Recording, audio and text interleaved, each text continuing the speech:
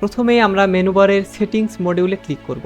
এরপরে প্রথমেই আমরা জেনারেল সেটিং অপশন দেখতে পারবো, এখানে ক্লিক করব। জেনারেল সেটিং মূলত আমাদের কোম্পানির নাম, রেজিস্ট্রেশন, ইমেল অ্যাড্রেস এবং আমাদের শপের অ্যাড্রেস সবকিছু বিস্তারিত তথ্য আমরা এখান থেকে দিব, আর এইটাই আমাদের ইনভয়েসে শো করবে। এখানে আমরা আমাদের কোম্পানির নাম দিয়ে দেবো, উদাহরণস্বরূপ আমরা একটা কোম্পানির নাম দিয়ে দিলাম। এরপরে আমাদের অ্যাড্রেস, আমরা আমাদের মতো আমাদের অ্যাড্রেস দিয়ে দিব। এরপরে পোস্টাল কোড আমরা এখান থেকে দিয়ে দেব। এইখান থেকে রেজিস্ট্রেশন নাম্বার আমরা এখান থেকে দিয়ে দেব। ইমেইল যদি থাকে ইমেইল আমরা এখান থেকে দিয়ে দিব। আমাদের যদি ওয়েবসাইট থাকে তাহলে আমরা এখান থেকে ওয়েবসাইট দিয়ে দিব। এরপরে আমরা এখান থেকে আমাদের কন্ট্যাক্ট নাম্বার দিয়ে দেব।